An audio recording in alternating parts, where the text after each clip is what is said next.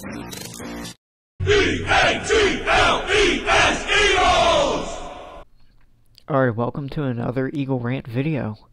I believe my most recent one was on Jalen Hurts. I have no idea. This one I'm going to be talking about a couple things, stuff like the draft. So,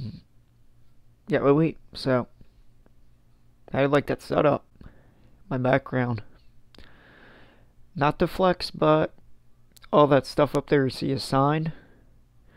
You see a little Ben Simmons pop vinyl and a Carson Wentz.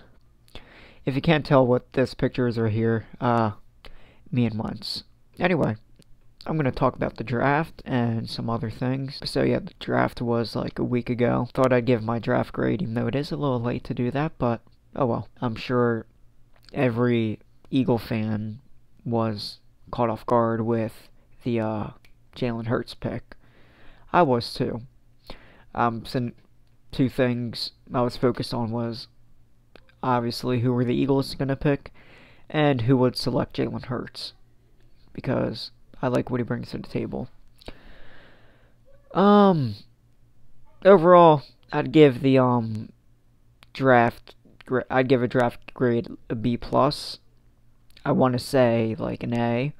The reason why I don't say an A is primarily because of the Eagles letting CeeDee Lamb fall to the Cowboys. That's it. I'm not hating on Jalen Reagor. I like Jalen Reagor. I like what he brings to the table. If you've seen my Instagram, I wasn't too happy with the pick at first, but after I saw what he brings to the table, after I did some research, I liked him. I would have picked him over Jefferson, because think about it, Jefferson is only a slot receiver. The Eagles, like, they have Ertz and Goddard are primarily in the slot. Like, when they catch stuff, they're in the slot usually. So yeah, getting someone like Justin Jefferson would not work out. And Reagor, I think, is a perfect fit for the team. What else? So the Reagor grade, I'd give that an A, actually. But like, it doesn't bother me that much that we didn't get CeeDee Lamb, because one, I knew how he wasn't going to trade up, because I've been an Eagle fan for a while. It's rare that he trades up. The last time he did trade up was for Wentz, I think, like in the first round. But I'm not upset that we didn't get him. It's just I'm upset with the fact that he went to the Cowboys. That's all. And Jerry Jones is forcing him to wear 88. That's not a good first impression, if you ask me. But anyway, why do I care? Like, I wasn't getting my hopes up. So, alright. Second round, we selected Jalen Hurts. I'll do a breakdown on most of the picks. Jalen Hurts. Yes, it did. I was surprised by the pick. Did I hate the pick? No, not at all. At first I was like, we didn't need him, but then, yes, we do. Look, we all know Wentz's injury issues. I'm sorry if you hate to hear it, but it's the truth. He's been hurt every year since we drafted him. I'm not going to include college either, because he had a couple injuries in college. Rookie season, in the preseason, he had a hairline fracture in his rib, leaving him out of the preseason. Then the second half of the season against the Giants, he had to leave the field to get tested for a concussion, but he didn't have a concussion, so he played the rest of the game. His second season, he tears his ACL and LCL, ending his MVP caliber season. Third season, fractured vertebrae in his back. Yes, I know it was a late hit, but it still happened. Then this year that just passed, week 2, he had gone to the medical tent to get tested for his ribs, which was also one of the reasons why he didn't play well that game. He took a big shot to the ribs during a hit, but he came back to play the rest of the game, even though he didn't look right. And then we all know, playoffs, Wentz plays all 16 games the first time since his rookie season. Playoffs, he's running and then takes a cheap shot hit from Jadeveon Clowney right to the head, right to the back of the head, smacking his head to the ground, causing him to have a concussion. I think it was a dirty hit, but look, it still happened. But yes, I know, it could have happened to anybody. What sucks is that the Eagles won 6. Wentz's stats in 6 playoff games, he's 1 for 4 passing. Jalen Hurts, great pick. He's better than every available quarterback on the market. Yes, I think he is better than Newton, primarily because Hurts is stable. And Newton, seems like every year there's something wrong with him too. And here's the thing. Hurts is only going to get paid like $850K a year compared to these quarterbacks who are in free agency right now. They're going to be asking for millions. And those people are Newton, Flacco, Andy Dalton, and like Blake Bortles. I don't know. They're gonna ask for millions, even though they're not worth it. He's also supposedly gonna be a Taysom Hill on steroids. Supposedly, I'm excited to see that. But it's either gonna be a boom or a bust when it comes to that. But Howie is looking ahead to Hurts as a insurance policy. He's already a great backup, and luckily, like the playoffs, our backups to Wentz, Josh McCown and Nate Sudfeld, they really couldn't stay healthy either. Sudfeld was basically inactive the whole season, and McCown played the second half of the playoff game on one hamstring because the other one tore right off the bone. So, what does that tell you? All three of the quarterbacks on the roster had an injury problem this year. So, Howie drafted Hurts, and with the coronavirus going around, with some worries that their players may get coronavirus, Hurts could be valuable in trade. Although I don't see us trading him unless we're getting like a first-round pick out of him. The Hurts grade, I give an A+. Sure, he may have been drafted a little too high, but look, if you really think about it, Hurts was a good pick, and I can't wait until he proves you all wrong. All right, 3rd round, Davion Taylor, linebacker. Look, we got a linebacker now. Finally. Grade? I guess an A. I don't know what to grade it, actually. All I know is that he has track-like speed, which is great. Also, not to mention, Reagor had an unofficial 4.22, which, ties the NFL record at the Combine. Basically telling you he has wheels. Kayvon Wallace in the 4th round, safety from Clemson, A.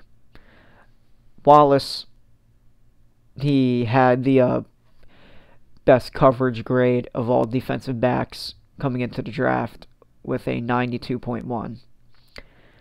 And he's from Clemson, and I'm sure you Eagle fans know what happened the last time we drafted a safety from Clemson. If you don't know who that is, none other than Weapon X, Brian Dawkins. And not to mention with the Hurts pick, Howie called once and he said, if we make this pick, I promise you, I'll get you more receivers. So what does Howie do? He drafts John Hightower in the 5th and drafts Quez Watkins in the 6th. And he trades for speedy wideout Marquise Goodwin. If you need a little background on Goodwin, he ran a 4.27 at the Combine. He's a gold medalist at the Olympics for track.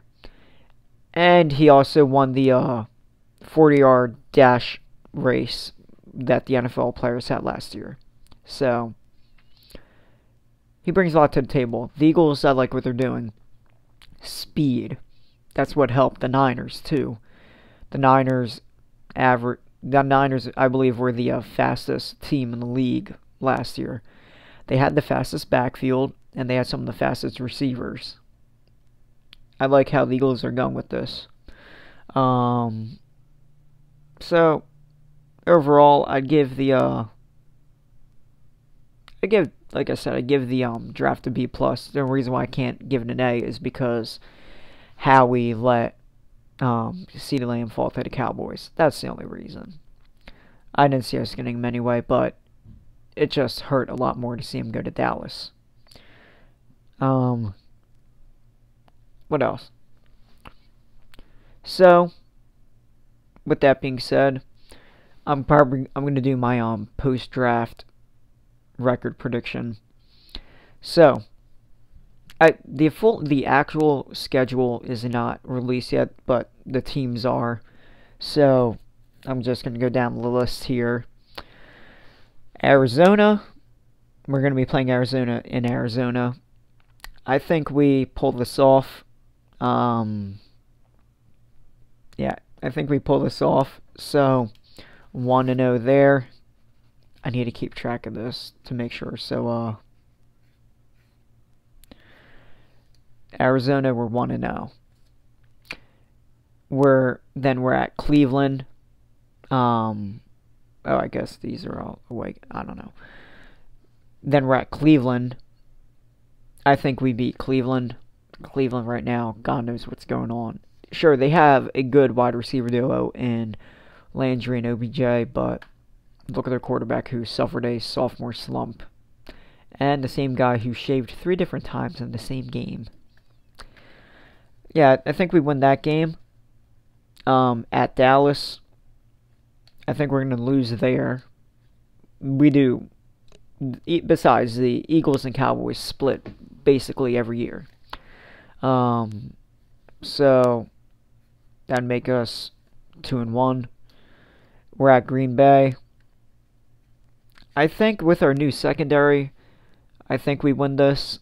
And besides, the Packers didn't draft any help for Rodgers. Instead, they draft his replacement in the first and a backup running back in the second.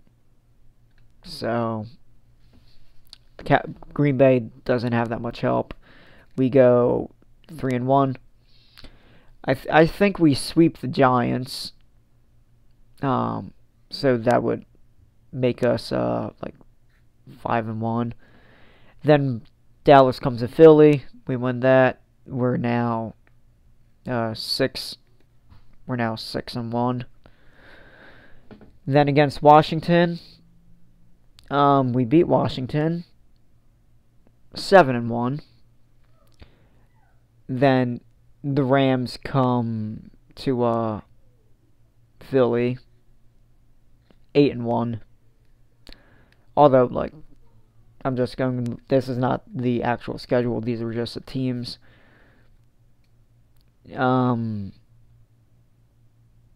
Seattle, they come here. I think, as much as I want to say we win, I think we lose that game. Baltimore comes to Philly. I don't know how we're going to handle Lamar Jackson. So we're now 8-3. Cincinnati comes to Philly. That is just rape waiting to happen. 9-3. New Orleans, they come to Philly. Malcolm Jenkins comes back to Philly. I think we lose that game because the Saints, they're great in the they're a great team in the regular season, but when it comes to the playoffs, they choke. So don't bring up the championship game because they still choked anyway. Pittsburgh coming to Philly, we won that game, so we're now 10-4. San Francisco comes to Philly. we might lose that game. So we're 10-5. Then Washington comes to Philly, 11-5. There you go. That's a record. I think we go 11-5 post draft. I think we go 5-1 in the division. We only lose to Dallas in Dallas because that's what usually happens. Yeah, I see our 5 losses being San Francisco, Saints, Baltimore, Seattle, and the Cowboys. I think our ceiling could be like 13-3 because I could see us beating San Francisco, but I want to keep it realistic and keep it 11-5. We have a chance to beat San Francisco, and we also have a chance to beat Seattle too. But who knows? The Saints, forget about it. Darius Slay may put a dent into Michael Thomas, but it's still Michael Thomas. So yeah, draft grade B+. Post draft record prediction 11-5. The Eagles have also exercised Derek Barnett's 5th-year option, which will pay him roughly $10 million next year. Do I like it? Let's see how he does this year, because he can't really stay healthy himself, and when he's healthy, he does pretty good. He doesn't disappoint. Supposedly, Jason Peters is on his way back to Philly for the starting job. Look, there's really nothing wrong with it. Yeah, I get age, but the only thing he needs to work to improve on is his false start thing. That's all. That's it. Injuries you really can't control when you are a 36, 37-year-old offensive lineman. Because as you get older, you get less durable. So,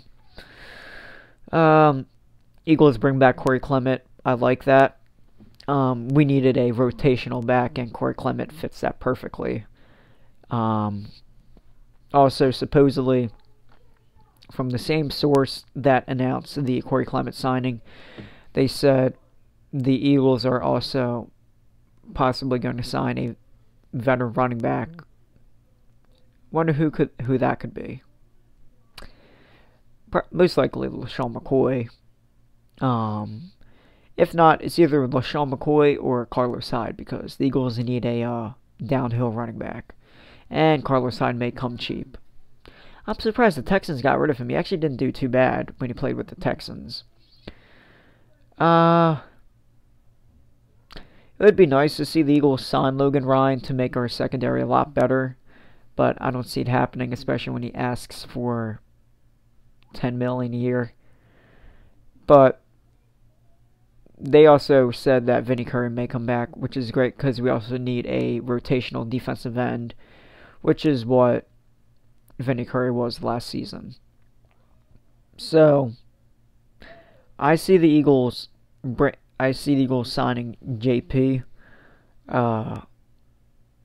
Jason Peters, which is JP. So Peters,